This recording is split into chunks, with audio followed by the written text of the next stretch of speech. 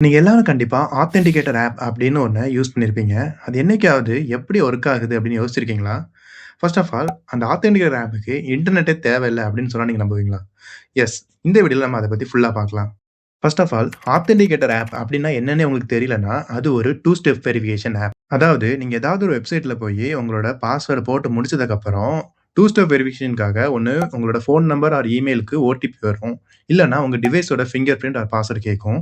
இன்னொரு ஆப்ஷன் தான் வந்து இந்த ஆத்தென்டிகேட்டர் ஆப் அப்படிங்கிறது. இந்த ஆத்தென்டிகேட்டர் ஆப் மெத்தட செலக்ட் பண்ண உடனே உங்களுக்கு வந்து ஒரு கியூஆர் டிஸ்ப்ளே ஆகும் அந்த வெப்சைட்ல. அத வந்து உங்க ஃபோன்ல இருக்க ஏதாவது ஒரு ஆத்தென்டிகேட்டர் ஆப்ப யூஸ் பண்ணி நீங்க வந்து ஸ்கேன் பண்ணணும்.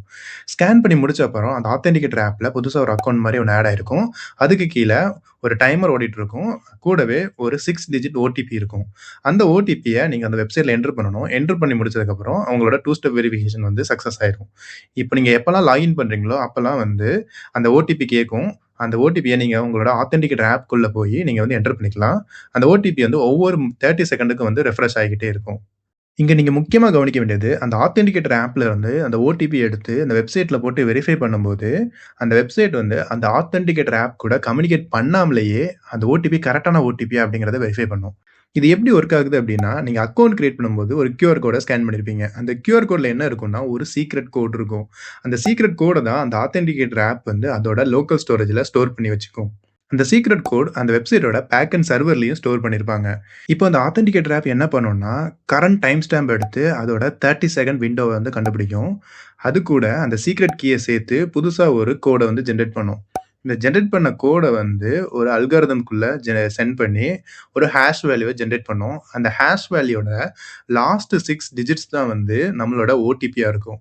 இதே அல்காரிதம் தான் அந்த வெப்சைட்டோட சர்வர்லயும் நடக்கும். ஸோ அங்கேயும் வந்து இதே கோட் தான் ஜெனரேட் ஆயிருக்கும். ஸோ ஒவ்வொரு 30 செகண்டுக்கும் இந்த லாஜிக் வந்து திருப்பி ரிப்பீட் ஆகிட்டே இருக்கும்.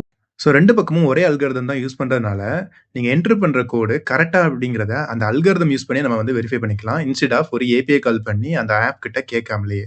இந்த மெத்தடோட மெயின் அட்வான்டேஜ் வந்து உங்க ஃபோன்ல வந்து இன்டர்நெட் இருக்கணும் அப்படிங்கிற அவசியம் கூட இல்ல. அது மட்டும் இல்லாம உங்க ஃபோன்ல சிம் கார்டு கூட தேவையில்ல. இது வந்து ட்ரெடிஷனல் மெத்தட்ல கண்டிப்பா உங்களோட சிம் கார்டு இருக்கணும். ஆர் இன்டர்நெட்டாவது இருக்கணும். உங்களோட மெயில்ல வந்து ஓடிபி ரிசீவ் பண்றதுக்கு. சப்போஸ் உங்களோட மொபைல் நம்பர் வந்து வேற யார்கிட்டயாவது போயிருச்சுன்னா, உங்களால ஓடிபி ரிசீவ் பண்ண முடியாது. அதனால எந்த ஒரு வெப்சைட்லயும் லாகின் பண்ண முடியாத மாரி கூட போகறதுக்கு சான்ஸ் இருக்கு. அத வந்து இந்த ஆத்தென்டிகேட்டர் ஆப் வந்து ஓவர்கம் பண்ணுது.